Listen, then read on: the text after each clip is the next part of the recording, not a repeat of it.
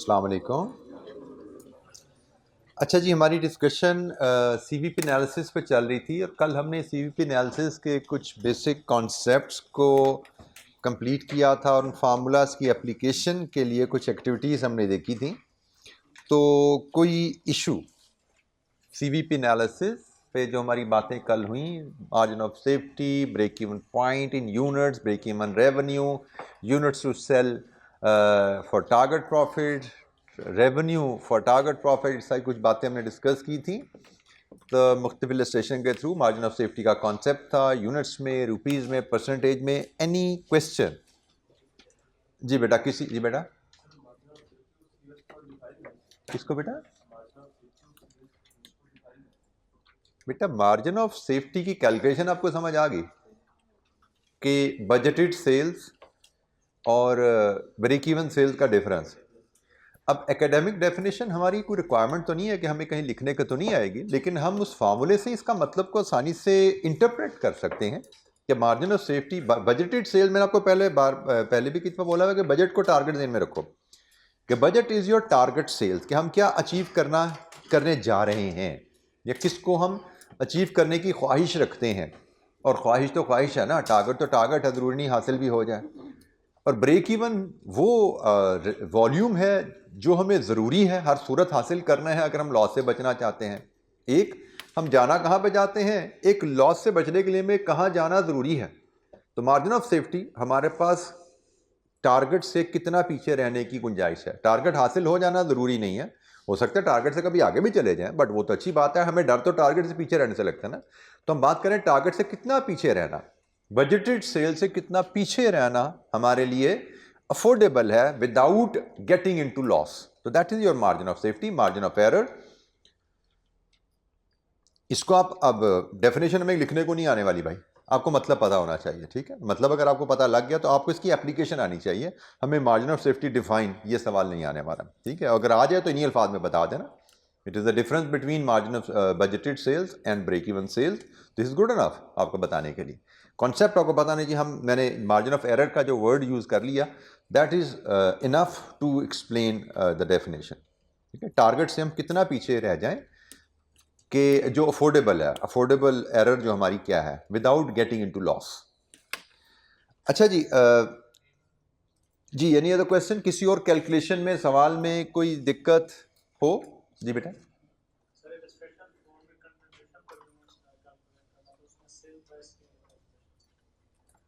Contribution per unit calculate करना था तो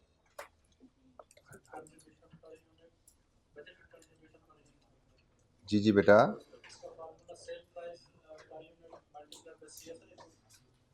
अभी देख रहे थे बेटा। वो तो मैंने आपको कहा ना कि डाटा के हिसाब से आप देखते हो कि इलस्ट्रेशन 4 को जाके देख लेते हैं। क्या जी इलस्ट्रेशन 4 डाटा के हिसाब से आप देखेंगे कि आपको कैसे कैलकुलेट करना है।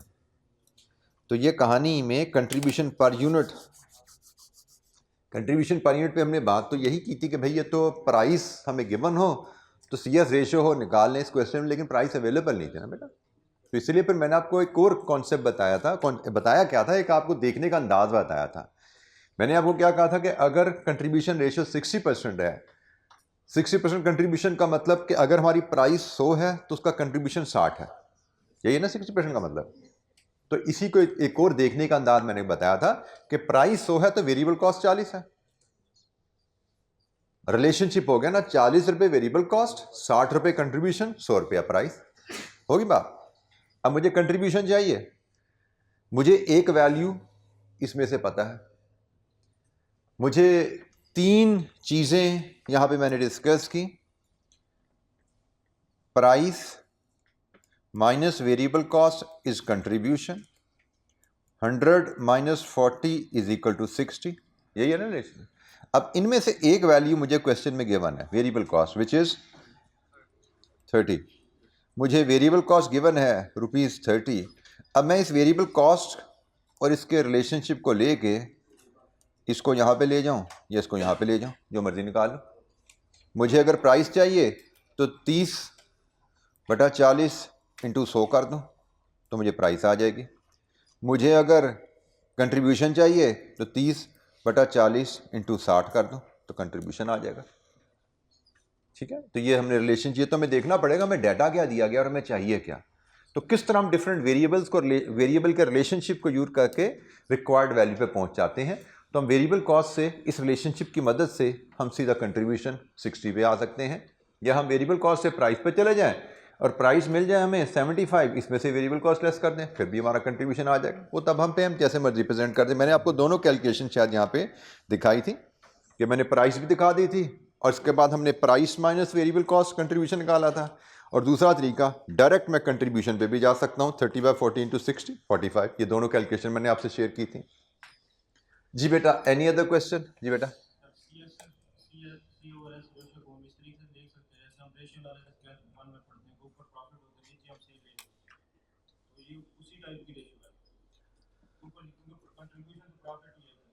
कंट्रीब्यूशन बेटा प्रॉफिट नहीं है, कंट्रीब्यूशन को हमने किसी और तरह डिफाइन किया था। कोई बता सकता है, किसी को याद है कंट्रीब्यूशन का definition? Contribution is not a profit. Contribution, total contribution minus fix cost is profit. तो फर्क ध्यान में रखो, कंट्रीब्यूशन और प्रॉफिट सेम नहीं है। अब मुझे को बता सकता है, किसी को याद है कंट्रीब्यूशन की डेफिनेशन हमने मार्जिनल कॉस्टिंग में पढ़ी थी? ये बेटा, एडिशनल यूनिट सॉर्ट करने पे हमें एडिशनल यूनिट की वजह से कितना कंट्रीब्यूशन आएगा? थोड़ा सा मजीद रिफाइन कर सकते हैं इस बच्चे को, बात ठीक डायरेक्शन में गए। एडिशनल यूनिट तो हमने कमाने के लिए जो हमें जो चीज रिसीव होगी, एक यूनिट को बेच के जो आपके प्रॉफिट में एडिशन आती है, that is contribution per unit. एक यूनिट को बेचने से प्रॉफिट में जो इजाफा आता है, that is contribution per unit. ठीक है, तो अगर कंट्रीब्यूशन पर यूनिट को डिफाइन करें तो इट इज कि एक यूनिट बेचने से मेरे प्रॉफिट में इजाफा क्या आया। फॉर एग्जाम्पल इसी क्वेश्चन को देख लो, इस क्वेश्चन का डाटा हमारे पास कितना अवेलेबल है यहाँ पे। लेट्स अज्यूम मेरा कंट्रीब्यूशन पर यूनिट 20 रुपये है, और ये 20 रुपये, चलिए मैं इसको मज़ीद इसको खोल देता हूँ। कंट्रीब्यूशन पर यूनिट हमारा है 100, इसी क्वेश्चन का डाटा उठाते हुए क्वेश्चन पर यूनिट है हमारा 75 माइनस 30, इट इज़ 45, और मेरी फिक्स कॉस्ट है से 100,000। अगर मैं सेल करूं 3000 यूनिट्स तो मेरा प्रॉफिट कितना आएगा? 3000 यूनिट्स इंटू 45, ये मेरा कंट्रीब्यूशन माइनस फिक्स कॉस्ट, कितना प्रॉफिट है भाई? हाँ जी, 35,000। अब अगर मैं 3000 एक यूनिट बेचूं तो मेरा प्रॉफिट कितना आएगा? 35,045।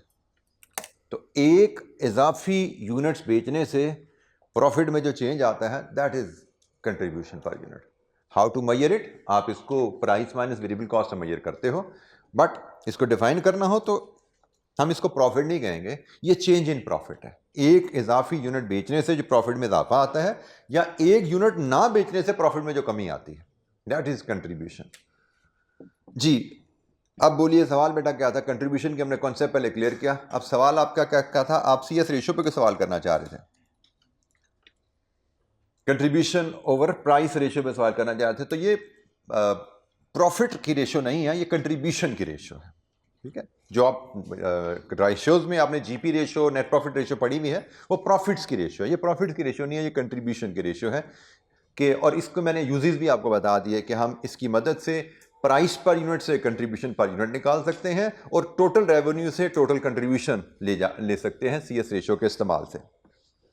जी, एनी अदर क्वेश्चन किसी और बच्चे के जहन में कल तक की डिस्कशन को लेके, किसी फार्मूला को लेके, किसी कैलकुलेशन को लेके कोई इशू, कोई एक्सप्लेनेशन चाहिए? पूछिए।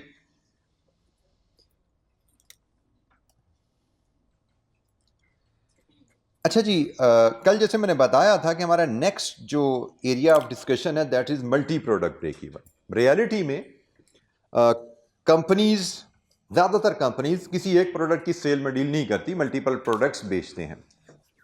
तो जब कंपनी एक से ज़्यादा प्रोडक्ट बेचे तो फिर ब्रेक इवन कैसे मेजर किया जाए? अच्छा जी, इसमें दो चीज़ें आपको याद रखनी है। जब भी मल्टी प्रोडक्ट ब्रेक इवन का सवाल आएगा तो हमें सेल्स रेशो चाहिए ऑफ द प्रोडक्ट्स। जो मल्टी प्रोडक्ट जिनको हम बात कर रहे हैं उनकी सेल्स की रेशो हमें चाहिए होगी, तभी हम multi product break even calculate कर सकते हैं। और ये रेशो में क्वेश्चन में अवेलेबल होगी।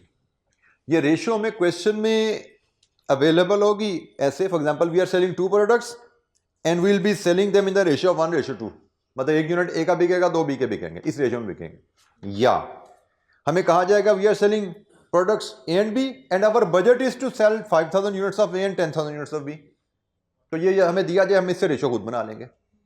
तो हमें बजटेड सेल क्वेश्चन में दी जाएंगी या सेल्स की रेशो दी जाएगी। इसके बगैर हम multi product break even calculate नहीं कर सकते। ये एक बेसिक इंफॉर्मेशन है जो मल्टी प्रोडक्ट ब्रेक इवन के लिए हमें चाहिए।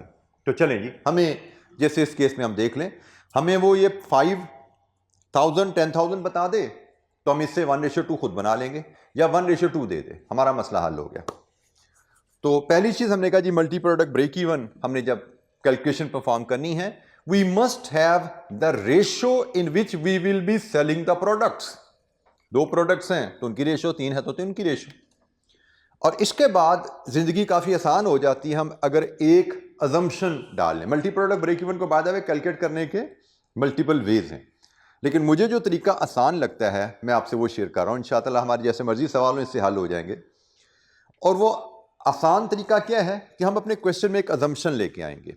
रेशियो में मिल गई, अब हमने एक अजम्पशन ली कि हम जो मल्टी प्रोडक्ट्स, मतलब एक से ज़्यादा प्रोडक्ट बेच रहे हैं, वो सारी प्रोडक्ट हम बॉक्स की सूरत में बेचा करेंगे, हम इंडिविजुअल प्रोडक्ट नहीं बेचेंगे। हमारी ये अजम्पशन है हमारी कि हम इंडिविजुअल प्रोडक्ट्स नहीं बेच रहे, हम बॉक्स बना के बॉक्स बेचा करेंगे। और बॉक्स में होगा क्या, हर बॉक्स में इस रेशो के यूनिट्स पड़े होंगे।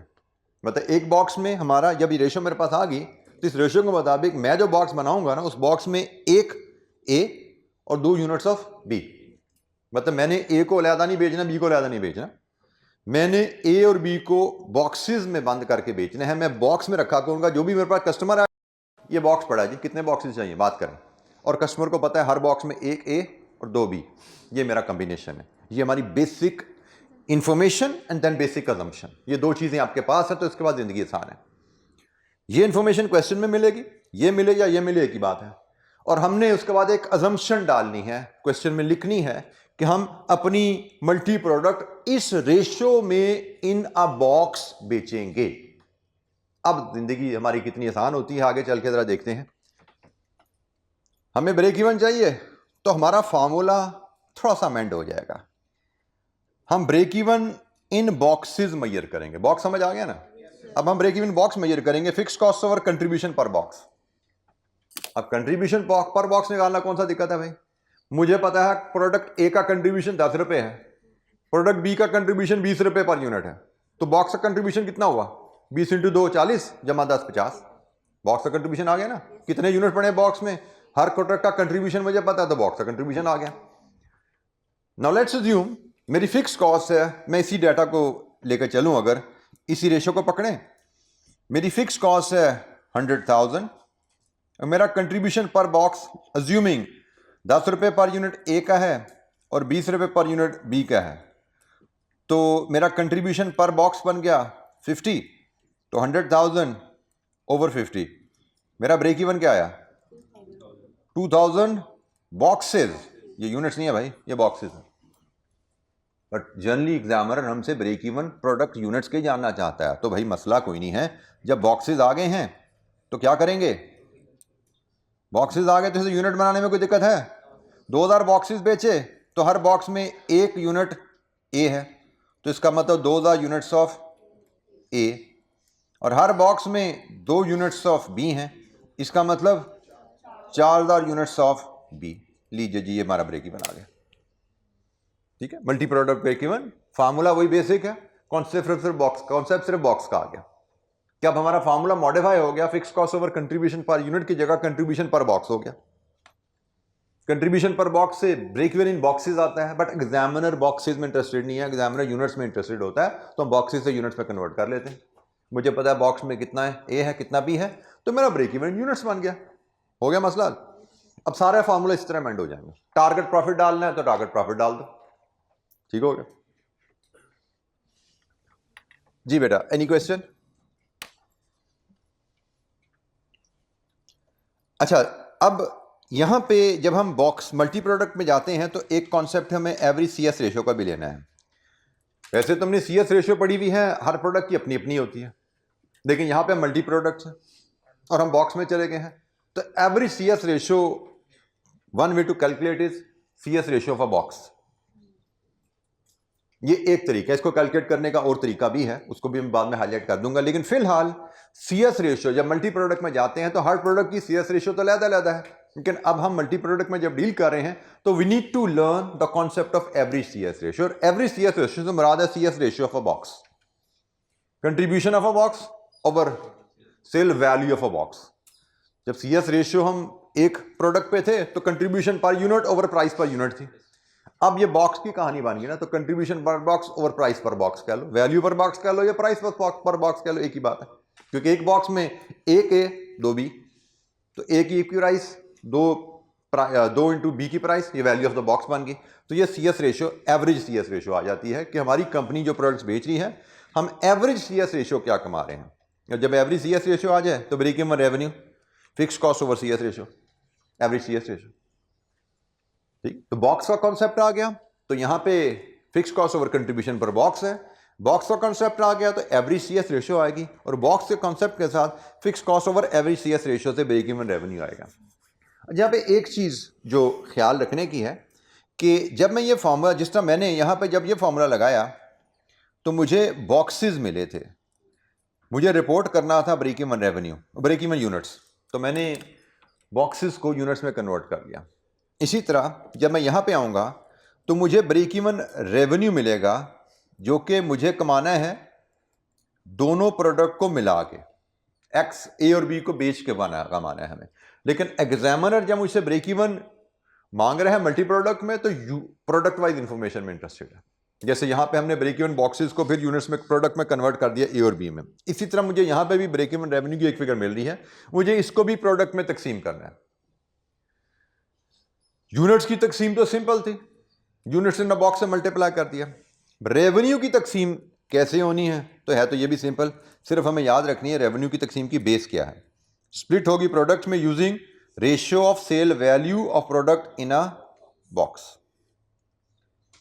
एक बॉक्स में जो प्रोडक्ट की सेल वैल्यू की रेशियो है, फॉर एग्जाम्पल मैं यहां पे अगर बताऊं कि मेरी units and price, product A का एक यूनिट और उसकी प्राइस लेट्स अज्यूम 100 है, प्रोडक्ट बी के 2 यूनिट्स और उसकी प्राइस लेट्स अज्यूम 150 है। इसका मतलब मेरे बॉक्स की वैल्यू क्या बनती है, यहां से 100 प्लस 300 400, ये मेरे बॉक्स की वैल्यू बनती है। एग्रीड?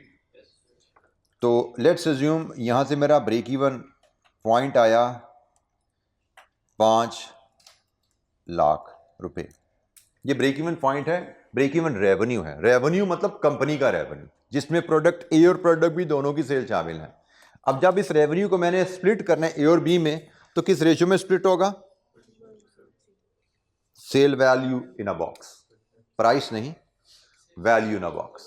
मेरे एक बॉक्स में ए की वैल्यू 100 है, एक बॉक्स में बी की वैल्यू 300 है, तो मैंने जितने भी बॉक्स बेचे 1/4 सेल मेरी ए की है और 3/4 सेल मेरी बी की है। ठीक है, तो ये मेरी 1/4 3/4 यही रेशो बनी है यहाँ से।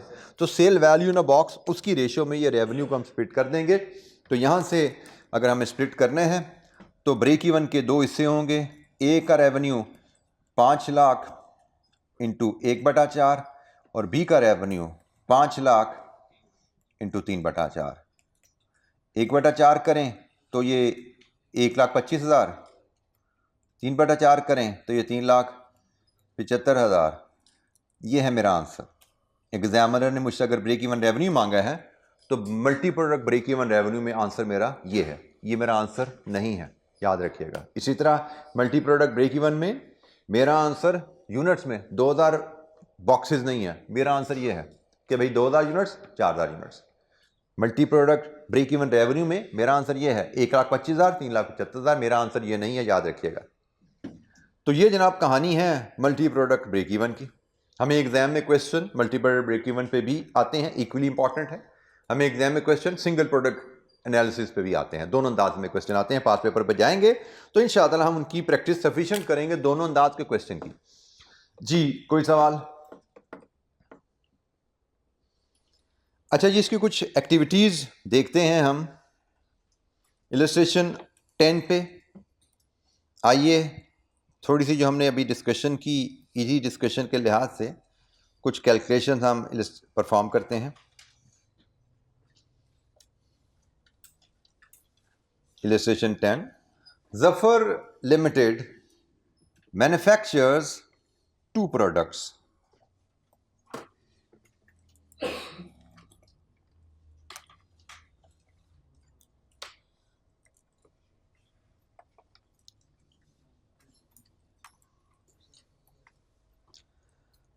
Whose budgeted information is as under. Product है अल्फा एंड बीटा।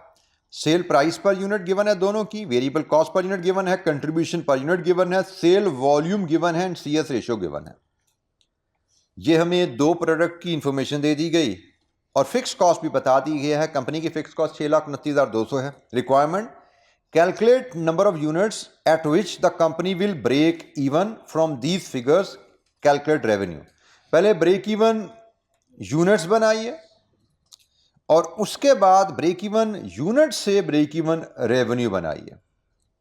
ठीक है जी, ब्रेक इवन यूनिट्स हमारे पास आ जाए तो ब्रेक इवन रेवेन्यू के लिए हम सिर्फ प्राइस से मल्टीप्लाई कर देंगे, ब्रेक इवन रेवेन्यू आ जाएगा।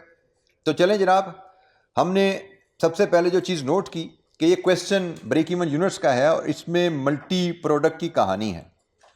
तो हमने कहा हमें मल्टी प्रोडक्ट ब्रेक इवन के केस में सबसे पहले यूनिट्स की आपस में रेशो चाहिए। क्या हमें यूनिट्स की रेशो अवेलेबल है? रेशो तो नहीं अवेलेबल, बजटेड सेल्स अवेलेबल है। तो हमने बात दूसरी सीखी थी, अगर रेशो नहीं दी गई तो बजटेड सेल से रेशो बना लो। तो 25 और 10 इनकी रेशो हम लेना चाहें सिंपल वर्ड में तो 5:2 बन रहा है, ऐसा ही है। ये अल्फा और ये बीटा 5:2। तो हमारी इस तरह के सवालों में पहली अजम्पशन आएगी, मैं एग्जाम पॉइंट ऑफ से प्रेजेंटेशन की बात करूं तो इलस्ट्रेशन 10 में सबसे पहले मैं लिखूंगा assume that alpha and beta will be sold in a box using containing following units. Alpha 5, beta 2, ये बजटेड सेल्स रेशियो है। ये असम्पशन आ गई हमारी। मुझे ब्रेक इवन यूनिट्स मेजर करने हैं, तो मैंने कहा ये ब्रेक इवन यूनिट्स पे जाते हैं तो पहले सबसे पहले असम्पशन डाल लो कि हम सेल्स बॉक्स में बेच डाल करेंगे और हर बॉक्स में 5 अल्फा 2 बीटा होंगे। इसके मुताबिक नेक्स्ट मैं कैलकुलेशन में जाता हूं तो मैंने कहा 10 हम break even in boxes calculate कर सकते हैं। कैसे? Fix cost divided with contribution per box. अब क्वेश्चन में मुझे फिक्स कॉस्ट अवेलेबल है। कितनी फिक्स कॉस्ट थी भाई? 6,29,200 या 400? 200। 6,29,200 ये मेरी फिक्स कॉस्ट है और मुझे कंट्रीब्यूशन पर यूनिट अवेलेबल है, तो यूनिट्स को उधर से मल्टीप्लाई करें। 5 यूनिट्स अल्फा के और अल्फा का कंट्रीब्यूशन 50 प्लस 2 यूनिट्स बीटा के और बीटा का कंट्रीब्यूशन 18। तो मैं इसको एक स्टेप में और देखूं तो मेरा कंट्रीब्यूशन बन जाता है 250 और 36 286 और ये बन गया 629 200। तो बोलिए जनाब कितने बॉक्सेस? 2200 ये बॉक्सेस हैं भाई। मेरा काम खत्म नहीं हुआ, उसने मुझसे ब्रेक इवन यूनिट्स मांगा है। तो ये बॉक्सेस में ब्रेक इवन आया है। मैं यहां से ब्रेक इवन यूनिट्स बना लेता हूं। अभी हमने ब्रेक इवन बॉक्सेस कैलकुलेट किया which was not required, break even units चाहिए। तो ब्रेक इवन यूनिट्स हमारे अल्फा के बनेंगे 2200 इंटू 5 और बीटा के बनेंगे 2200 इंटू 2। लीजिए जी, ये बने 11,000 और ये बने 4,400। ये हमारा पार्ट खत्म हुआ ब्रेक इवन यूनिट्स वाला। मल्टी प्रोडक्ट सिनेरियो में ब्रेक इवन यूनिट्स कैसे हमने मेजर किए, this is the first step. इसके बाद की कहानी बड़ी आसान हो जाती है। मैंने आपको बोला मल्टी प्रोडक्ट ब्रेक इवन को इसके अलावा भी हल किया जा सकता है। बॉक्स कॉन्सेप्ट से हट के किसी और अंदाज में भी आपको समझाया जा सकता था, बट मुझे ये बॉक्स वाला कॉन्सेप्ट आसान लगता है एज अ स्टूडेंट समझने के लिए, तो इसलिए मैंने इस अप्रोच को चूज किया।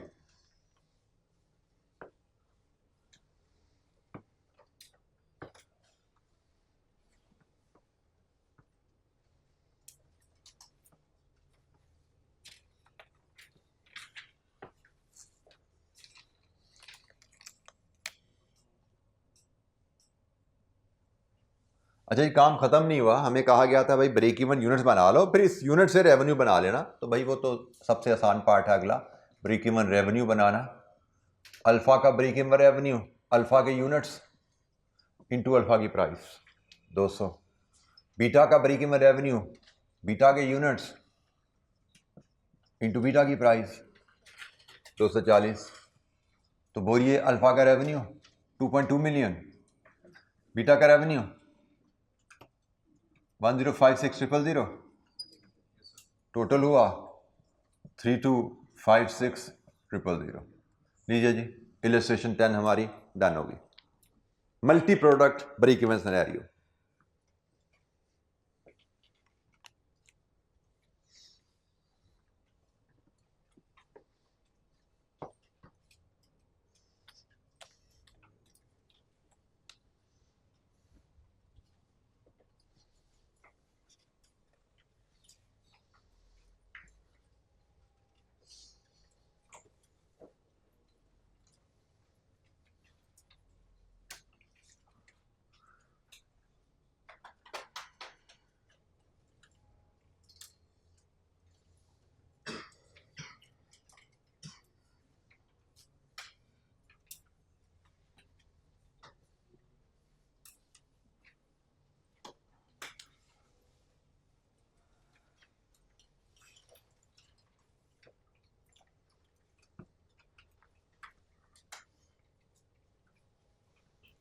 अच्छा जी, अब आइए एक और इलस्ट्रेशन पे।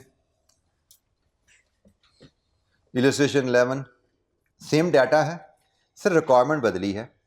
इसमें क्या कहते हैं जी, calculate break even revenue using average CS ratio and from this figure calculate the unit sales. ये बेसिकली जो कॉन्सेप्ट हमने पढ़ा ना, उसकी पहले इधर से प्रैक्टिस कर लिया, इधर से प्रैक्टिस कर रहे हैं। पहले हमने कंट्रीब्यूशन पर बॉक्स वाला कॉन्सेप्ट सीख लिया। अब वो कहता है एवरेज सीएस रेशियो से पहले ब्रेक इवन रेवेन्यू निकालो, अब फिर रेवेन्यू से यूनिट्स पे जाओ। तो रेवेन्यू से यूनिट्स पे जाने के लिए रेवेन्यू को प्राइस से डिवाइड कर दो, यूनिट्स आ जाते हैं। तो हम उसी अंदाज में शुरू करते हैं काम। इलस्ट्रेशन 11, सारा डाटा सेम है जी। तो इलस्ट्रेशन 11 का स्टार्टिंग पॉइंट तो same assumption assume as it is, यहां तक की कहानी आ गई। I am not repeating it, लेकिन ये अज्यूम सेम आ गया। इसके बाद उसने कहा एवरेज सीएस रेशियो की मदद से ब्रेक इवन रेवेन्यू निकालिए। तो हम पहले एवरेज सीएस रेशियो कैलकुलेट कर लेते हैं। एवरेज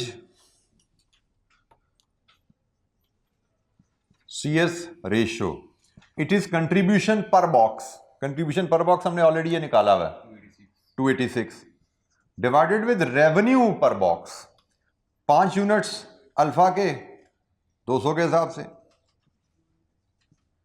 प्लस 2 यूनिट्स बीटा के 240 के हिसाब से। एक स्टेप मैं और लेता हूं 286, क्योंकि ये मुझे वैल्यूज की जरूरत पड़नी है। 1000 अल्फा का रेवेन्यू ना बॉक्स, 480 इसका रेवेन्यू, और बताइए रेशियो का बनी सीएस रेशियो 286 ओवर 1480। परसेंटेज में बता दीजिए, फ्रैक्शन में बता दीजिए, दोनों तरह चलेगा। 19.32%, ये हमारी एवरेज CS रेशो आ गई।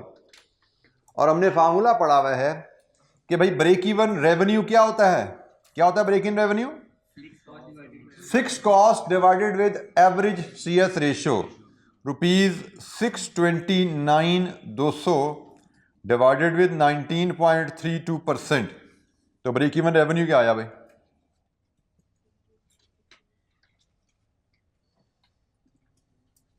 3256,729। यहाँ पे बेटा ये जो 729 आ गया ना 000 की जगह, ये राउंडिंग ऑफ की वजह से आया। यहाँ पे हमने राउंडिंग ऑफ किया ना कुछ थोड़ी सी, ये उसकी वजह से फर्क आया, तो नो वरी, ठीक है। ब्रेक इवन रेवेन्यू 3256,000 था इधर, और इधर भी सिर्फ राउंडिंग ऑफ की वजह से थोड़ा फर्क आ गया, तो ब्रेक इवन रेवेन्यू आ गया। लेकिन एज आई टोल्ड यू, हमारा जवाब अभी खत्म नहीं हुआ। हमसे जब भी break even revenue multi product में मांगा जाएगा, इसका मतलब है कि आप ब्रेक इवन रेवेन्यू बताओ प्रोडक्ट वाइज, अल्फा का कितना है, बीटा का कितना है, फिर हमारा जवाब खत्म होगा। टोटल रेवेन्यू पर जवाब खत्म नहीं होता। हमें इस रेवेन्यू को स्प्लिट करना है अल्फा बीटा में, और किस रेशो में करेंगे? Sales value in a box. तो टोटल 3256,729 है, इंटू 1000 ओवर 1480, ये अल्फा का रेवेन्यू, और 3256,729 इंटू 480 ओवर 1480 ये बीटा का रेवेन्यू। तो अल्फा का रेवेन्यू क्या आया? 2200,492, और बीटा का रेवेन्यू 1056,236। लीजिए जी, ये हमारा जवाब खत्म हुआ। ब्रेक इवन रेवेन्यू वाला पार्ट खत्म हुआ, बट पूरा सवाल खत्म नहीं हुआ। उसने कहा ये ब्रेक इवन रेवेन्यू निकाली, पहले एवरेज CS रेशियो से, फिर ब्रेक इवन यूनिट्स भी दीजिए। तो रेवेन्यू से यूनिट पे जाना क्या दिक्कत है भाई? क्या करें? प्राइस से डिवाइड कर दो। तो ब्रेक इवन रेवेन्यू आ गया, ब्रेक इवन यूनिट्स हम ले लेंगे अल्फा का 2200,492 डिवाइडेड विद अल्फा की प्राइस 200, और बीटा का 1056,236 डिवाइडेड विद 240। तो अल्फा का ब्रेक इवन रेवेन्यू 11,002 और बीटा का 4,401। ये जो 1-2 यूनिट्स का फर्क आ गया पिछले पार्ट से, वो राउंडिंग ऑफ की वजह से ही फर्क यहाँ पे आया। तो लीजिए जी, मल्टी प्रोडक्ट ब्रेक इवन की कहानी इतनी ही है। ये 2 इलस्ट्रेशन में आपको मल्टी प्रोडक्ट ब्रेक इवन से रिलेटेड जो कॉन्सेप्ट्स हैं वो सारे तकरीबन यहीं पे आपसे डिस्कस हो जाते हैं। कोई चीज़ बेटा समझ नहीं आई तो पूछिए।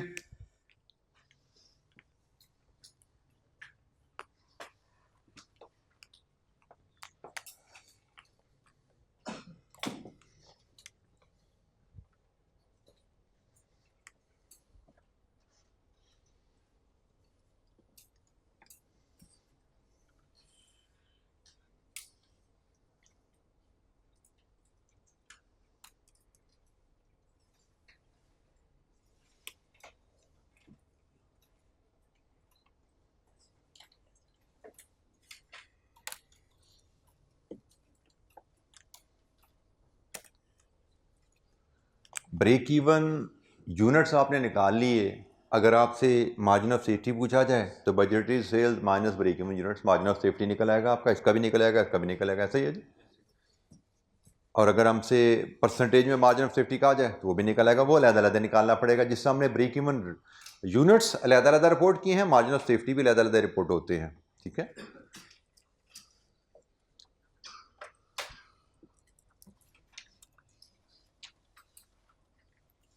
आपकी जो आगे इलस्ट्रेशन 12 और 13 है, ये margin of safety related he basic कोई कैलकुलेशन हैं, रिवीजन आपकी, इनको देख लीजिएगा। तो हम चलते हैं इलस्ट्रेशन 14 की तरफ, और वहाँ पे हम एक एडिशनल कॉन्सेप्ट जो मैं आपसे कह रहा था ना कि हमें वेटेड एवरेज CS रेशो को कैलकुलेट करने का एक और तरीका भी सीख लेना चाहिए।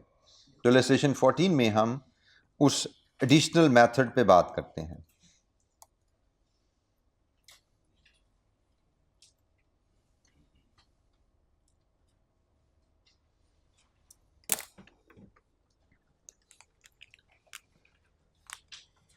एवरेज CS रेशियो कैलकुलेट करना, एक तो हमने कह दिया जी हमें मल्टी प्रोडक्ट ब्रेक इवन में CS रेशियो एवरेज लेनी है। हमने कहा एवरेज CS रेशियो होती है CS ratio of a box. Box का कॉन्सेप्ट हमें पता है, एक तरीका होता है एवरेज CS रेशियो का, ये है। तो अगर तो इंफॉर्मेशन परमिट करती है हम इस तरीके से एवरेज CS रेशियो निकाल लेंगे, कोई मसला नहीं है। लेकिन एट टाइम क्वेश्चन हमें डाटा इस शेप में नहीं देता कि हम CS रेशियो ऑफ बॉक्स निकाल पाएं, तो हमें एक और तरीका भी सीखना है, और वो तरीका है कि average CS ratio is equal to weighted average of CS ratios of products in a box। अच्छा, CS ratio of products in a box, हमें तमाम प्रोडक्ट्स जो बॉक्स में उनकी CS रेशियो मिल जाए, उनकी वेटेड एवरेज ले लें। लेकिन क्वेश्चन आता है वेटेड एवरेज किस बेसिस पे ली जाए, वेटेड एवरेज किस बेसिस पे ली जाए? तो जनाब वेटेड एवरेज ली जाएगी using sale value of each product in a box as weight. मतलब जैसे इस क्वेश्चन में ही आ जाए, यही क्वेश्चन आ जाए, मैं इलस्ट्रेशन 11 में ही आपको पहले एवरेज CS रेशियो कैलकुलेट करने का अल्टरनेट तरीका दिखाता हूं।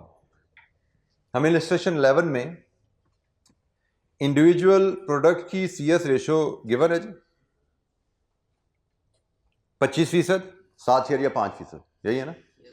इंडिविजुअल प्रोडक्ट की CS रेशियो मुझे गिवन है। हमने कॉन्सेप्ट क्या पढ़ा, एवरेज CS रेशियो, एक तो CS रेशियो ऑफ बॉक्स से ले सकते हो, दूसरा इंडिविजुअल प्रोडक्ट की CS रेशियो अगर अवेलेबल है तो इनकी वेटेड एवरेज कर लो। और वेटेड एवरेज किस बेसिस पे? Sale value in a box पे। तो जनाब देखिए यहां पे कैलकुलेशन, 25% अल्फा के है और अल्फा का वेट है 1000/1480 प्लस 7.5% बीटा की है और बीटा का वेट है 480/1480। देख लीजिए यहां से आंसर आपका 19.32% ही आना चाहिए। यह अल्टरनेटिव मेथड है एवरेज CS रेशियो कैलकुलेट करने का। एवरेज कैलकुलेट करने का अल्टरनेटिव मेथड, आप वेटेड एवरेज कर लो CS ratio of the products की जो आपकी बॉक्स में है। बॉक्स में जो प्रोडक्ट्स हैं उनकी इंडिविजुअल CS रेशियो की वैल्यू लें, इंडिविजुअल CS रेशियोज लें और उनकी वेटेड एवरेज मेजर कर लें। वेटेड एवरेज के लिए जो वेट लेना है वो sale value of each product in a box, sale value of each product in a box, उस वेट के हिसाब से आप वेटेड एवरेज रेशियो कैलकुलेट कर लें। This is an alternative approach for calculating average CS ratio. अब question में हमने इस तरीका से करें, इस तरीका से करें, that will depend upon the information. हमें क्वेश्चन में इंफॉर्मेशन कैसे दी गई है, ऐसे दी गई तो ऐसे कर लो, कन्वीनियंट है। ऐसे ही दी जाए तो फिर हमें पता होना चाहिए एक अल्टरनेटिव मेथड क्या होता है।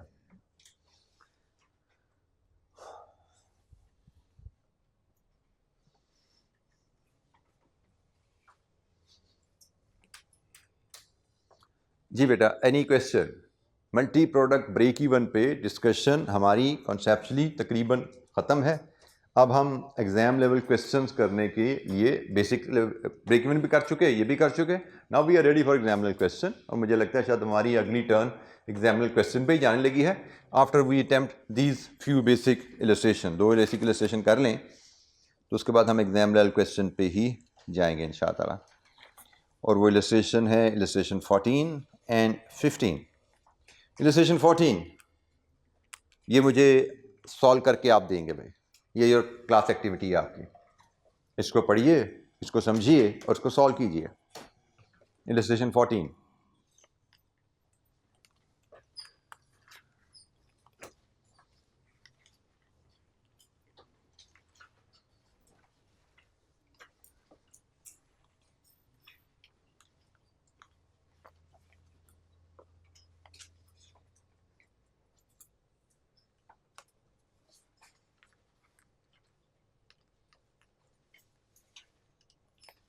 अब इस केस में हमें यूनिट डाटा अवेलेबल ही नहीं है, ना प्राइस पर यूनिट अवेलेबल है, ना कंट्रीब्यूशन पर यूनिट अवेलेबल है। तो यहां पे हम एवरेज CS रेशियो निकाल ही नहीं सकते बॉक्स वाले कॉन्सेप्ट से, क्योंकि बॉक्स वाला कॉन्सेप्ट यहां पे लगता ही नहीं है।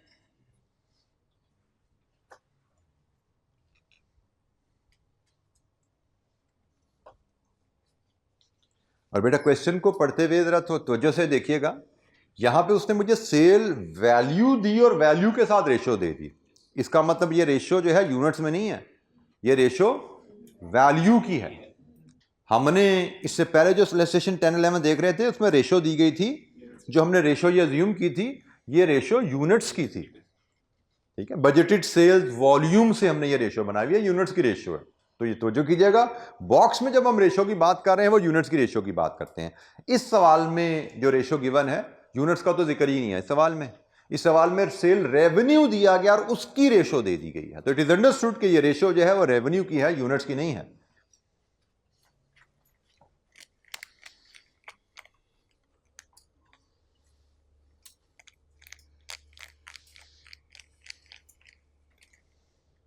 तो multi product break even revenue का केस है, आपको एवरेज CS रेशियो चाहिए। एवरेज CS रेशियो से आप ब्रेक इवन रेवेन्यू पे पहुंचोगे और उस ब्रेक इवन रेवेन्यू को फिर सेल वैल्यू की रेशियो में ब्रेक कर दोगे तो आपका आंसर कंप्लीट हो जाएगा। और एवरेज CS रेशियो यहां पे वेटेड एवरेज CS रेशियो के कॉन्सेप्ट से मिलेगी।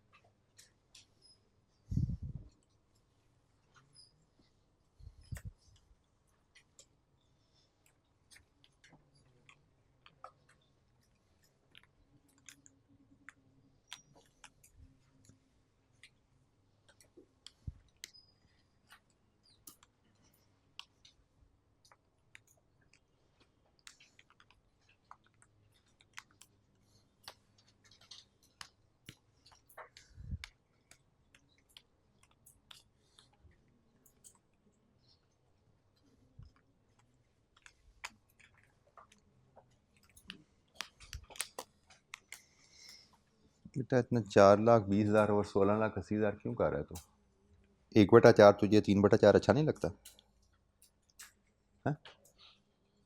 क्या ख्याल है? रेशो चाहिए ना पुत्र, तो रेशो तो गिवन।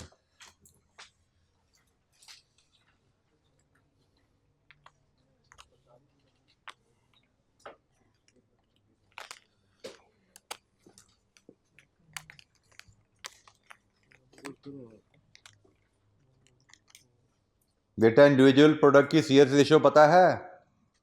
इंडिविजुअल प्रोडक्ट की CS रेशियो पता है? यस और नो? क्वेश्चन में गिवन है। और सेल्स वैल्यू की रेशियो इन अ बॉक्स जो होती है, टोटल सेल की रेशियो भी तो वही होती है ना भाई। तो जब उसने टोटल सेल की रेशियो 1:3 दे दी तो sale value in a box की रेशियो भी 1:3 ही है, क्योंकि जो रेशियो बॉक्स में चल रही है वही रेशियो चलती रहेगी, क्योंकि सारी सेल्स ही हमने बॉक्स में करनी है।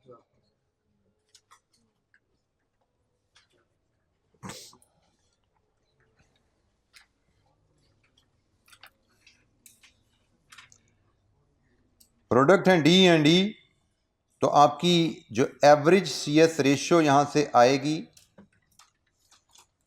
D की CS रेशियो 40 और D का वेट 1/4, E की CS रेशियो 50 और E का वेट 3/4। एवरेज CS रेशियो क्या आई?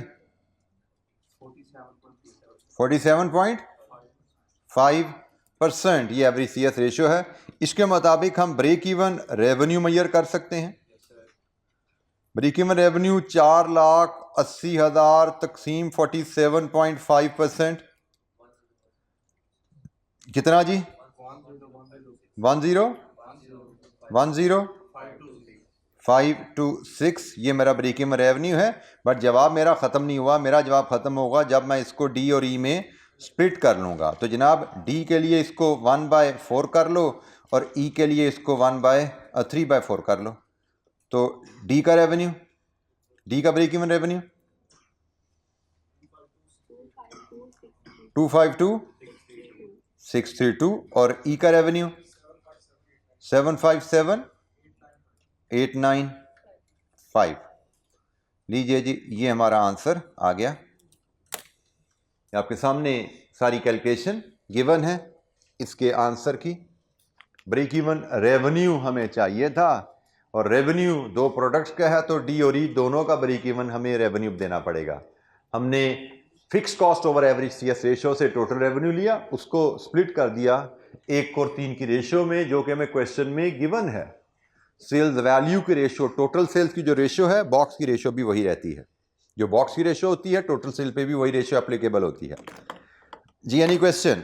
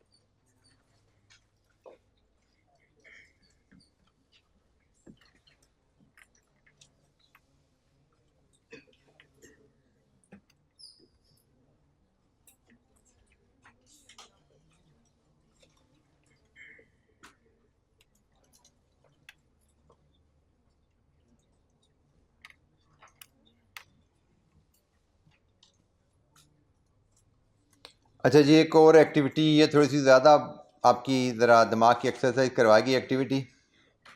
Calculate the revised weighted average CS ratio. Solve कीजिए जनाब इसको। Revised weighted average CS ratio.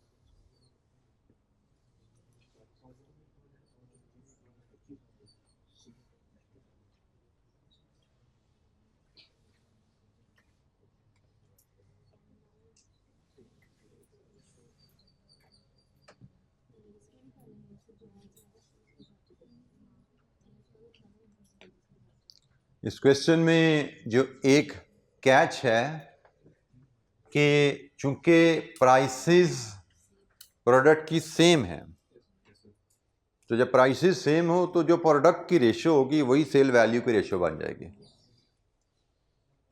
Price same है तो जो रेशियो यूनिट्स की है वही रेशियो वैल्यू में भी एग्जिस्ट करेगी इन अ बॉक्स।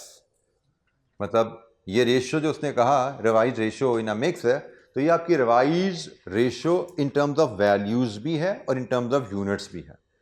तो हमें तो वेटेड एवरेज सीएस रेशियो के लिए वेट चाहिए होता है इन टर्म्स ऑफ वैल्यू, तो ये इन टर्म्स ऑफ वैल्यू हमारे पास वेट आ गया। तो यहां से अगर आपको समझो तो रिवाइज सीएस रेशियो के लिए जो हमें रिवाइज्ड वेट चाहिए थे वो उसने वेट हमें दिए हुए हैं। ये प्रोडक्ट मिक्स है, प्रोडक्ट मिक्स से तो यूनिट्स बनते हैं, लेकिन जब प्राइस सेम हो तो जो यूनिट्स की रेशियो है वही वैल्यू की रेशियो रहती है। ठीक है, तो हमारी प्राइस CS रेशियो जो निकलेगी, it should be using this formula, CS ratio of A into 40% plus CS ratio of B into 25% plus CS ratio of C into 35%। ये इक्वेशन है, इसको आपने सॉल्व करनी है। इसमें CS रेशियो ABC डालो तो आपका रिवाइज CS रेशियो आ जाएगा, revised weighted average CS ratio.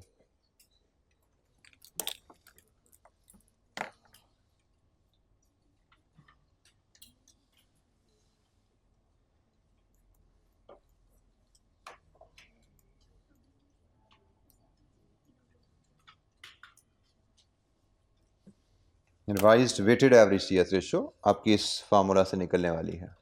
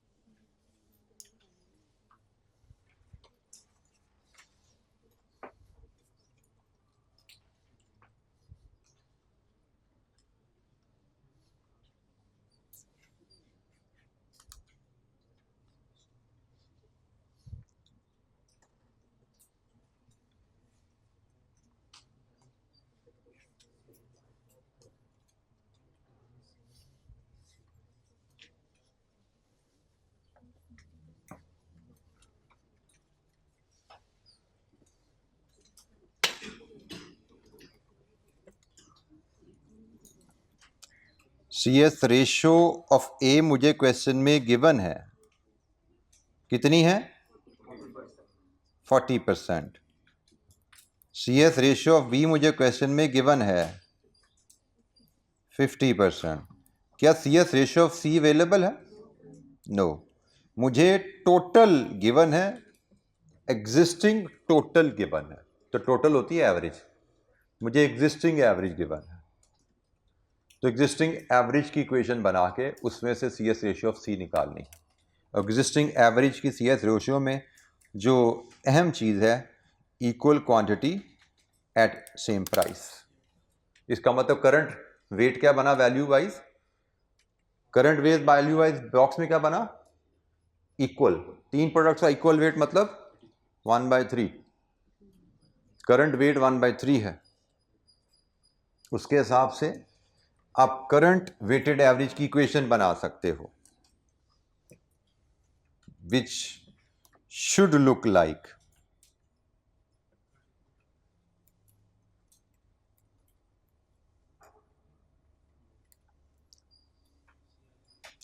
CS ratio of A into 40%। मैं इक्वेशन दोबारा बना रहा हूं, इसमें वैल्यू आप खुद पुट कर लीजिएगा। CS ratio of B into, sorry not 40, 1/3 into 1/3, CS ratio of B into 1/3 plus CS ratio of C into 1/3। अब इसमें बोर्ड पे देखना, एक मिनट, आपको ये भी पता है, ये भी पता है, ये भी पता है, this is your x, solve it for x, और फिर इसको आपने यहाँ फीड करना है तो आपका मसला हल हो जाएगा।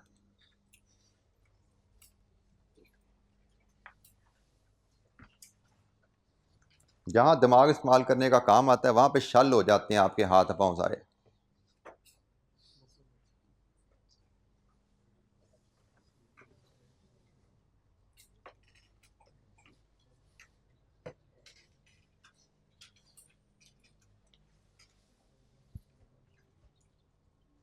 सेम क्वांटिटी सेम प्राइस पे बेच रहे हो करंटली, इसका मतलब सेल वैल्यू की रेशियो क्वांटिटी की रेशियो बराबर है, 1/3 1/3 1/3।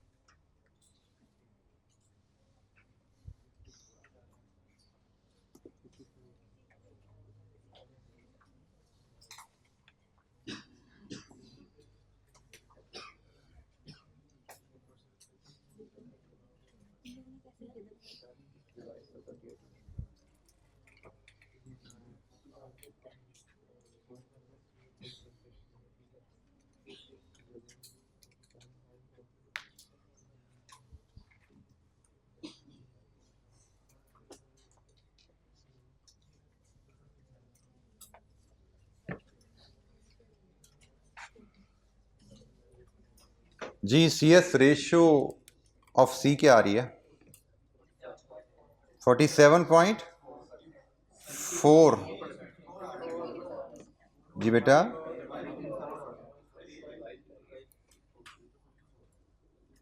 54% आ रही है यहाँ पे, और इसको फीड करेंगे तो रिवाइज एवरेज CS रेशियो 47.4%। ये हमारी रिवाइज CS रेशियो है, ये हमारा आंसर है जी। एनी क्वेश्चन, कोई सवाल?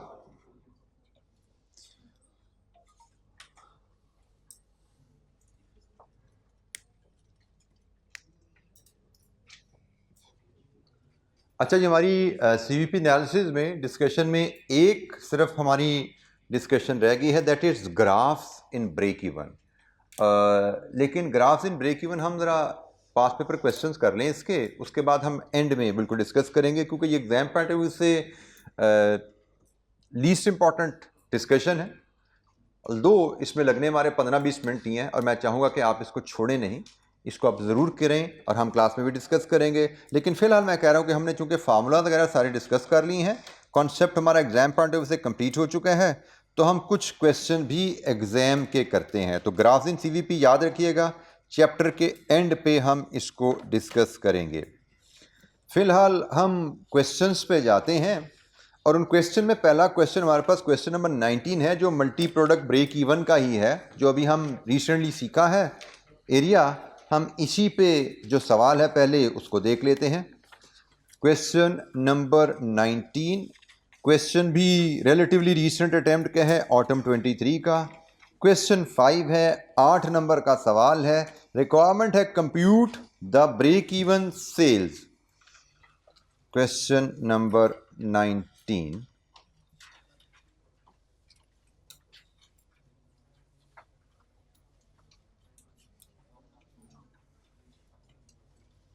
जी, compute break even sales amount for KCL, also determine the product wise break even sales amount.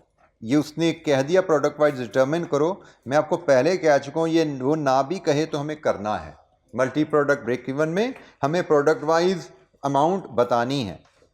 तो जनाब मल्टी प्रोडक्ट ब्रेक इवन का केस और ब्रेक इवन अमाउंट की बात हो रही है। Khan corporation limited KCL produces 3 types of products. Following information pertains to its next year budget. Product ABC rupees in million में, sales, direct material, direct labour, selling and distribution expenses, admin and other expenses, all fix. अच्छा, ये हमें पता है material variable होती है, labour variable होती है, और ये उसने कहा ये सारे फिक्स्ड हैं, इसका मतलब इसमें शायद वेरिएबल और फिक्स मिक्स हो सकते हैं। इसके बारे में उसने हमें इन्फॉर्मेशन शायद नीचे एडिशनल इन्फॉर्मेशन में देगा। तो ये जनाब हमें बजटेड इन्फॉर्मेशन तीनों प्रोडक्ट्स की दे दी गई है। Estimated factory overheads amount to 380 million. All factory overheads are fixed except the following. Factory overhead का जिक्र ऊपर डिटेल में नहीं था, नीचे ही आ रहा है। उसने कहा जी इसमें इनके अलावा सब फिक्स्ड हैं। क्या फिक्स नहीं है? 75% of total indirect labour cost of 40 million varies in proportion to the direct labour. इस 380 में 40 मिलियन इनडायरेक्ट लेबर है जिसका 75% फिक्स्ड नहीं है, मतलब वेरिएबल है। ठीक है जी, मजीद आगे चलते हैं। 90% of total power and fuel cost of 100 million. इस फैक्ट्री ओवरहेड में 100 मिलियन की फ्यूल कॉस्ट भी शामिल है जिसका 90% varies in proportion to the production. ये प्रोडक्शन के प्रोपोर्शन में वेरी करता है। Selling and distribution expenses include following: commission on sale 3%, 4%, 5% for products A B C. Distribution expenses which are estimated at 2% of sales for product A, B and 4%, 2% for A and B and 4% for C. All other expenses are fixed. The ratio of product wise sales is expected to remain the same. Ratio of product wise sales expected to remain the same. अच्छा, ये जी कहानी है और हमसे कहा जा रहा है बताइए कि आपका ब्रेक इवन सेल्स अमाउंट क्या होगी। जी, ब्रेक इवन सेल्स अमाउंट के लिए हमें कौन सा फार्मूला यूज करना पड़ता है? Fix cost divided with average CS ratio. अच्छा जी, अब यहां पे एवरेज सीएस रेशियो के लिए हमने कहा था हम देखते हैं contribution of a box divided with revenue of a box. दूसरा तरीके हमने कहा था कि हमें प्रोडक्ट वाइज सीएस रेशियो मिल जाए तो उसको हम एवरेज कर लें प्रोडक्ट की sale value in a box की रेशियो में। तीसरी चीज, एक और तीसरा तरीका भी आप सीख सकते हो इसमें कि आप टोटल ऑर्गेनाइजेशनल लेवल पे कंट्रीब्यूशन ओवर सेल्स कर लो तो वो भी वेटेड एवरेज सीएस रेशियो है।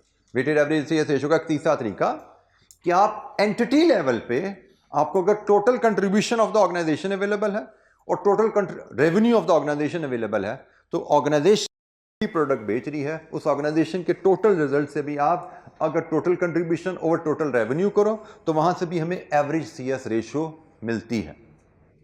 इस केस में हमारी वही अप्रोच चलने वाली है, क्योंकि यहां पे हमारे पास सवाल करने का टाइम तो नहीं है, मैं आपको सिर्फ एक गाइडेंस दे रहा हूं। आप समझिए कि अगले आपकी ये एक छोटी सी असाइनमेंट ही है अपार्ट फ्रॉम रिवीजन।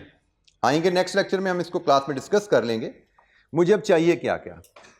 मुझे एक एवरेज सीएस रेशियो चाहिए और फिक्स कॉस्ट चाहिए। एवरेज सीएस रेशियो कैसे आएगी? Total contribution over total revenue. और टोटल कंट्रीब्यूशन कैसे आएगा?